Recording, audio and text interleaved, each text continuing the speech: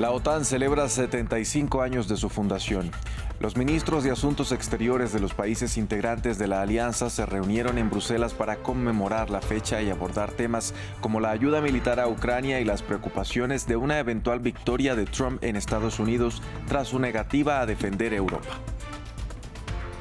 Son más de 1,000 los heridos por el terremoto de magnitud 7,2 que sacudió Taiwán y que dejó 10 personas muertas.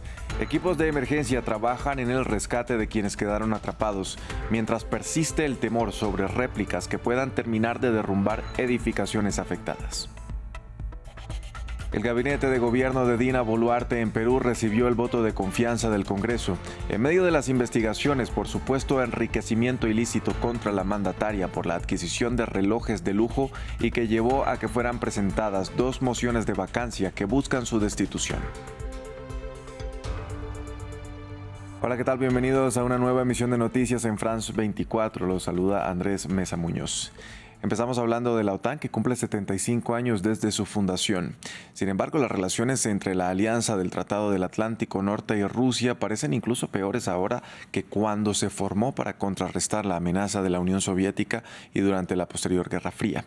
Descrita por el presidente francés Emmanuel Macron hace tan solo unos años como una muerte cerebral, con la ofensiva rusa en Ucrania ha recuperado su sentido. Cuando se creó la alianza el 4 de abril de 1949, los 12 miembros fundadores de la OTAN esperaban contrarrestar la amenaza de la expansión de la Rusia soviética de posguerra en Europa. Consultarse mutuamente cuando el territorio de cualquiera de ellos se ve amenazado y acudir en ayuda de cualquiera de ellos que pueda ser atacado. Ese principio, consagrado en el artículo 5, significa que un ataque armado contra un miembro de la OTAN se considera un ataque contra todos ellos. Solo se ha invocado una vez, tras los ataques terroristas del 11S contra Estados Unidos, y durante décadas, la Organización del Tratado del Atlántico Norte mantuvo un periodo de paz en Europa. A medida que la Unión Soviética comenzaba a desmembrarse, las relaciones de la OTAN con sus líderes mejoraron. Cooperando constantemente en todos los asuntos relacionados con la configuración del nuevo tipo de política mundial para avanzar hacia el nuevo periodo pacífico de la historia. Sin embargo, esa relación no iba a durar, ya que los países de Europa del Este se deshicieron de los grilletes del dominio soviético y optaron por entrar en la alianza política y militar en la década de 1990 y principio de los 2000. Esto reavivó la ira de Rusia, cuyos líderes consideraron que iba en contra del espíritu de la apertura postsoviética. La OTAN siguió actuando según la lógica de la Guerra Fría. No siguieron la lógica del nuevo pensamiento que pedía Mikhail Gorbachev. La OTAN cuenta ahora con 32 Estados miembros. Los últimos, Finlandia y Suecia, se unieron en el último año, impulsados por la invasión a gran escala de Ucrania por parte de Rusia.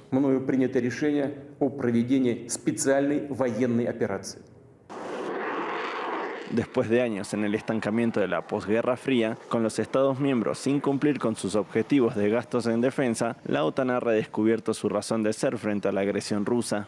Aunque eso corre el riesgo de verse socavado por la posible reelección de Donald Trump, si cumple sus amenazas de recortar la financiación estadounidense o incluso abandonar a sus aliados de la OTAN, podría significar el fin de la alianza.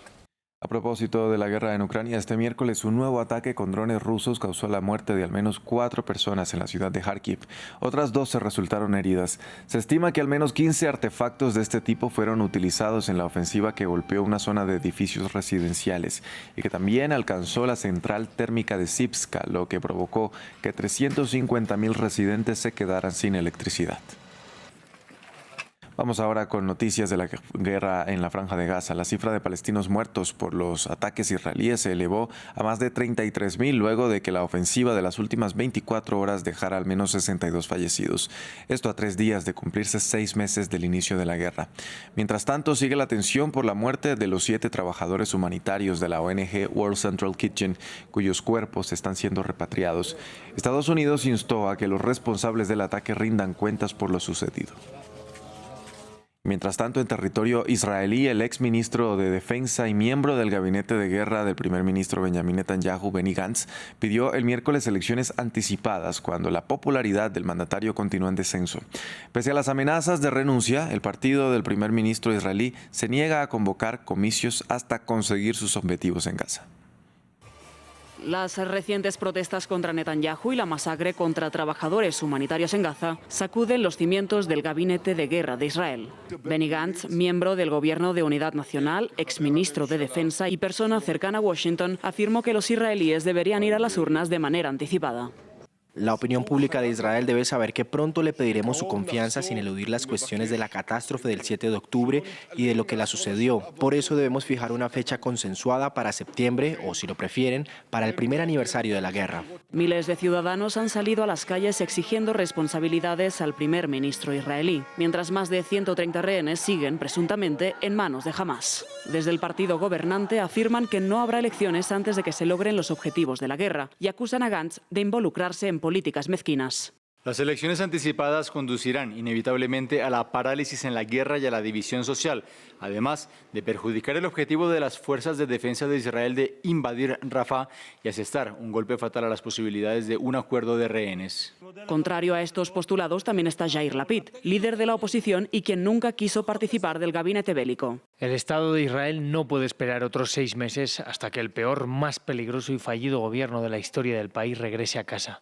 Desde la conformación del gobierno en octubre de 2022, el ejecutivo de Benjamin Netanyahu ha estado inmerso en diversas polémicas, por nombrar a ministros de extrema derecha y por promover, entre otras cosas, una reforma judicial para concentrar su poder y limitar la influencia de la Corte Suprema. Un extremo que también sacó a miles de israelíes a las calles y que se podría sumar a la pérdida de popularidad del premier a 6 meses de la guerra.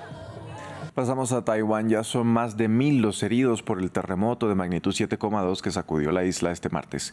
Las autoridades continúan las labores de rescate de personas que han quedado atrapadas en túneles de carreteras, mientras en Taipei los residentes continúan durmiendo al aire libre por miedo a las réplicas que podrían seguir durante los próximos días.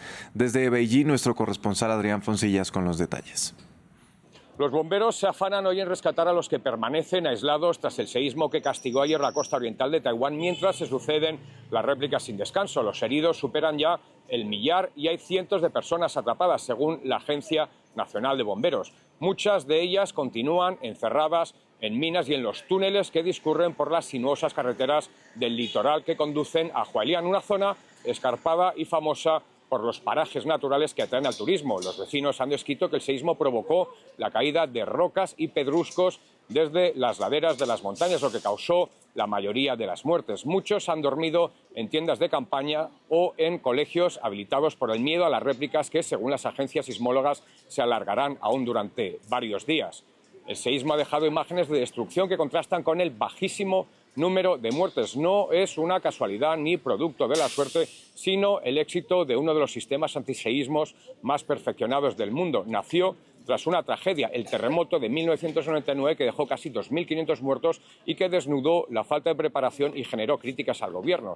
A partir de ahí, todo cambió. Los edificios pasan por rigurosas revisiones para acreditar su resistencia a los temblores. También se enseña a los niños a cómo reaccionar ante un seísmo, con frecuentes ejercicios de simulación tanto en escuelas como en los lugares de trabajo. Y además, el gobierno ha diseñado un sistema de alertas inmediatas que llegan a los teléfonos de los taiwaneses o son sobreimpresionados en los programas televisivos. Taiwán está situada sobre 2 placas tectónicas en el llamado Anillo de Fuego del Pacífico, una de las zonas de más actividad sísmica del planeta.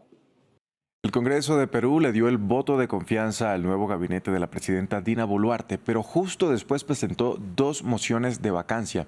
El proceso que establece la Constitución peruana para la destitución en medio de la investigación en su contra por presunto enriquecimiento ilícito en el caso conocido como Rolex Gate, el cual ha escalado con el descubrimiento de cuentas bancarias de origen desconocido a su nombre. Más en el siguiente informe de Rodolfo Asomosa. Por inciso 2. En pleno escándalo de presunto enriquecimiento ilícito, el nuevo gabinete de la presidenta Dina Boluarte recibió el voto de confianza del Congreso de Perú. Con 70 votos a favor y 35 en contra, los nuevos ministros recibieron el apoyo de los legisladores. Agradezco a la representación nacional por habernos escuchado y otorgado el voto de confianza, que recibimos con humildad y compromiso patriótico. Ahora iniciaremos las tareas pendientes, las acciones más urgentes como reactivar la economía y repotenciar la seguridad ciudadana. La mandataria reemplazó a sus ministros previo a esta votación. ¿Jura usted por Dios y la patria? De no haber recibido el voto de confianza, todos los ministros del gabinete de Boluarte se habrían visto obligados a dimitir. No obstante, Boluarte no esquivó las mociones de vacancia en su contra por el escándalo de los relojes y artículos de lujo. La Fiscalía amplió la investigación por enriquecimiento ilícito, que pesa sobre ella luego de conocer registros de depósitos bancarios, así como la adquisición de una pulsera Cartier. En medio del pulso de poderes entre el Legislativo y el Ejecutivo, una encuesta reciente mostró que el Congreso de Perú cuenta con solo alrededor del 9% de aprobación. Hasta aquí este informativo. Gracias por acompañarnos.